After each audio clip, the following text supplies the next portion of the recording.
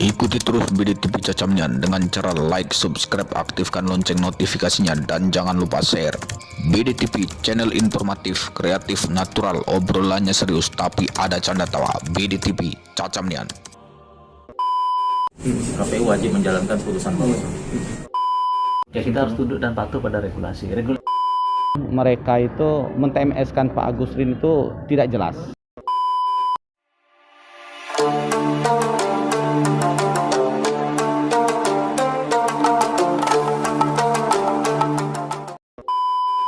Yang berikutnya, bakal calon gubernur Agustin Marjono dan bakal calon wakil gubernur Dr. Insinyur Haji M. Imran Rosadi MMMSI berdasarkan hasil penelitian sebagaimana tersebut di atas, bakal pasangan calon dinyatakan tidak memenuhi syarat.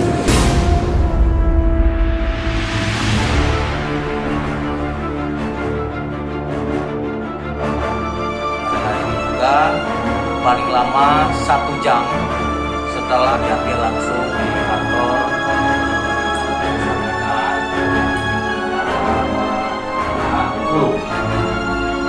putusan nomor register 001. Bang, apa dasar kita mengabulkan gugatan Agustin Imran? Ya, dasarnya tadi udah dibacain kan di persidangan. Cuman kan Fakta persidangan, alat bukti yang Dimas sampaikan. Bang, putusannya apa Bang? Keyakinan. Ya, putusannya kita meminta agar KPU memasukkan beliau sebagai calon untuk pilkada 2020.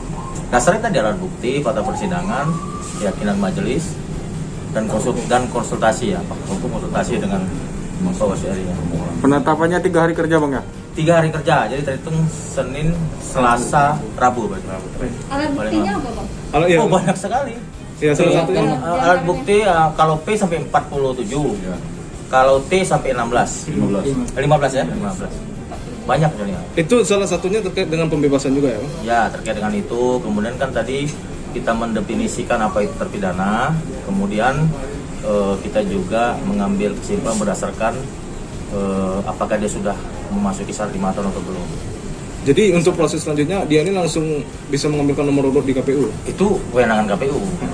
Kita akan melakukan pengawasan terhadap putusan itu, dan ini tentu juga akan kita laporkan ke Bawaslu RI. Pasti semua koordinasi kan, KPU juga pasti akan koordinasi dengan putusan. Pokoknya 3 hari ini kita tunggu saja apa yang diambil langkah oleh KPU. Jadi pengertian mantan terpidana menurut Bawaslu apa? Bang?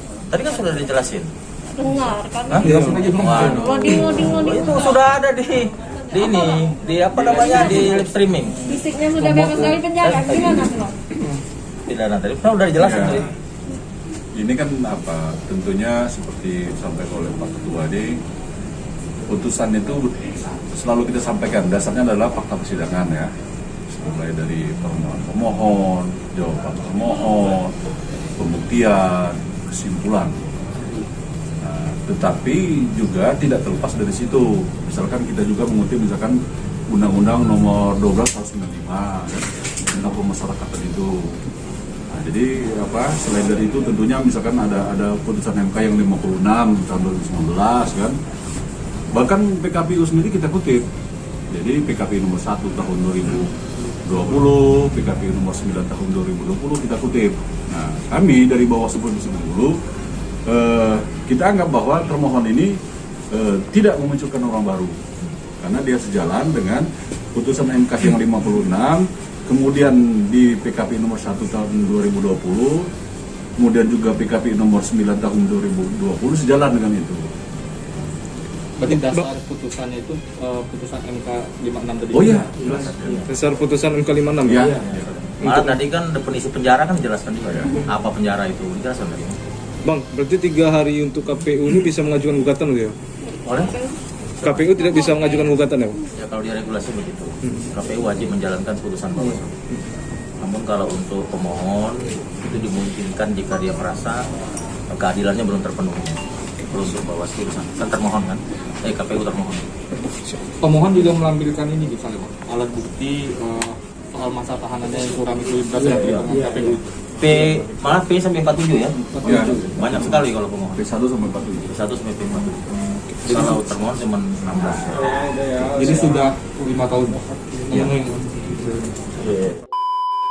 Masih di BDTV yang cacamnya guys. Nah ini bersama tim-tim hukum hebat ini. Wah, ngeri kali bang.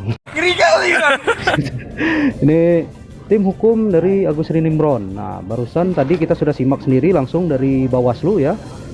Bawaslu Bengkulu putusan untuk sengketa Agus Rini Imron dinyatakan lolos. Nah apa aja yang disampaikan oleh tim hukum hingga Agus Rini Imron lolos? Nah, kita bersama tim hukum, ada ketua. Ya, Bang. Ya, dari segi gugatan itu apa saja yang kita nilai layak Agus Rini Imron maju? Baik, terima kasih ya. Kami dari tim kuasa hukum di situ memang ada beberapa poin kita permohonan yang kita ajukan. Yang pertama itu masalah penafsiran mereka itu men-TMS-kan Pak Agus Rini itu tidak jelas. Ya, tidak memenuhi syarat. Jadi kalau kita lihat dari peraturan perundang-undangan, kalau mereka mengkaji Pak Agus Rini itu dari bebas murni, bebas bersyarat ataupun bebas akhir, itu dasar hukumnya yang jadi pertimbangan kita apa? Nah itu ya.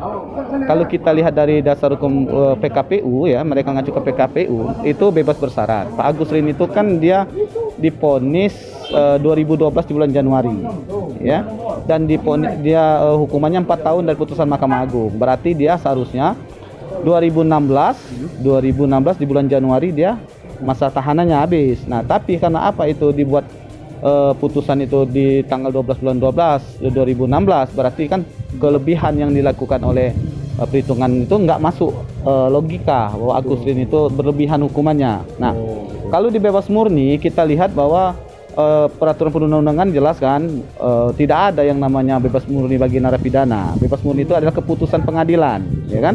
Jadi kalau barometer kita melihat seseorang itu putus, ya kan, karena dia bebas murni, berarti nggak ada ceritanya kalau dia vonis 5 tahun, jadi selama 5 tahun dia divonis, kan nggak mungkin. Pasti ada masa-masa yang remisi, ya kan? Ada yang namanya hari raya Idul Fitri maupun hari besar kan ada potongan-potongannya. Ya itu kan secara ini logika hukum kan itu pasti masuk. Itu nggak mungkin orang itu bebas murni sampai 5 tahun dihukum, kan nggak mungkin. Nah, kalau kita bicara bebas akhir, berarti dia tuh seharusnya bebas sejak dia berakhir di penjara. Iya, 2014 dia bebas penjara karena 2/3-nya sudah masuk Pak Agus Rini kan.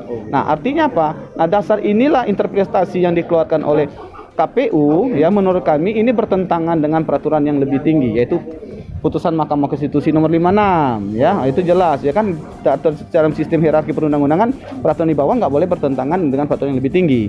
Nah dalam arti apa? Bahwa KPU ini telah menafsirkan, ya kan. Nah penafsiran ini kata kita peraturan undang, kita lihat kalau dia selevel dengan undang-undang di atasnya, maka Mahkamah Konstitusi yang berhak untuk menafsirkan. Tapi karena ini sudah di bawah undang-undang, maka Mahkamah Agung seharusnya. Jadi KPU itu adalah penyelenggara, bukan lembaga politik. Jadi dia tidak boleh menafsirkan itu. Bukan penafsir ya? Iya, itu ya. Dari putusan itu tadi, apa yang abang ambil poin-poinnya dari Bawaslu? Yang dari tim kuasa hukum menjabarkan? Iya. Jadi ya tentang penafsiran bebas dari penjara itu.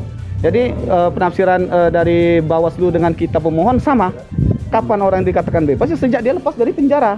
Lepas dari penjara, ya 2014 lepas penjara. Jadi orang kalau sudah luas di lapas itu sudah nggak di penjara lagi. Kalau di Bapas bukan penjara, namanya pembinaan. Nah itu. Iya, jadi penafsiran mereka itu salah gitu. Iya. Itu poin. Iya, di situ. Makasih banyak Bang. Ya, terima kasih ya, sama-sama. Ya. Okay. Agus Rini oke ya. Gaspol. Ya. Begini. Ini nih. Oh, ini ya. Ini rocker ya. Oke. Sip ya. Rocker, tim kuasa hukum juga manusia, rocker. Cacap nih ya. Kan sudah resmi putusannya, Iya. Bang, dikabulkannya gugatan Agus Rini. KPU sendiri gimana Bang? Penegasannya akan mengikuti keputusan dari Bawaslu? Ya, regulasi kita kan jelas ya di Undang-Undang Nomor 10 tahun 2016 yang mengatur tentang pemilihan gubernur dan bupati ini. Di pasal 144 itu pada ayat 1 ditegaskan bahwa dalam hal sengketa maka putusan Bawaslu ini bersifat mengikat, artinya mengikat kepada KPU. Kemudian dijelaskan di pasal 2-nya, maka kita wajib menindaklanjuti itu paling lama 3 hari kerja. Artinya ya ini bagi KPU Provinsi dengan poin yang sangat jelas di pasal 144 Undang-Undang 10 ini, maka kita harus melaksanakan putusan Bawaslu itu untuk kemudian menindaklanjuti sesuai dengan regulasi yang ada. Artinya ya kita akan menetapkan beliau menjadi pasangan calon. Kalau kemarin masih Bapaslon, maka sekarang menjadi pasangan calon. Lalu kemudian nanti kita akan setelah menetapkan, kita akan memberikan nomor urut setelah nomor urut terakhir dari pasangan yang sudah kita tetapkan. Artinya kita berikan nanti nomor urut setelah 2 nomor 3. Artinya akan ada 3 pasangan calon. Kemudian hak berikutnya yang bersangkutan juga nanti berkewajiban ya untuk membuat rekening khusus dana kampanye, kemudian menyampaikan laporan awal dana kampanye. Jadi ada hak dan kewajiban juga yang harus dipenuhi oleh paslon. Bang, kalau 3 hari ini masa hari kerja itu terhitung dari Senin sampai Rabu ya, Bang? Iya, hari kerja kita sekarang kan Sabtu ya. Sabtu Minggu bukan hari kerja. Hari kerja itu adalah dimulai dari Senin. Maka Senin, Selasa, Rabu 3 hari paling lama itu menurut pasal 144 ya. Berarti 3 hari masa kerja ini mereka harus didapatkan nomor urut dan harus melaporkan laporan dana Harus kampanye. kita tetapkan, harus kita tetapkan. Harus kita tetapkan. Iya, kita Tapi tetapkan setelah itu dengan menindaklanjuti itu dengan hak sebagai pasangan calon. Hak pasangan calon apa? Ditetapkan kemudian diberikan nomor urut. nomor urut ya, Bang. Berarti selama 3 hari itu ya, Bang. Paling lama. Paling lama. Maka kita berencana secepatnya Pak ya. Secepatnya. Bang, kalau dari KPU berarti penegasannya ini ya, Bang. Menaati Ya kita harus tunduk dan patuh pada regulasi. Regulasinya kan jelas pasal 144 itu. Putusan Bawaslu bersifat mengikat untuk kita gitu untuk dilaksanakan itu.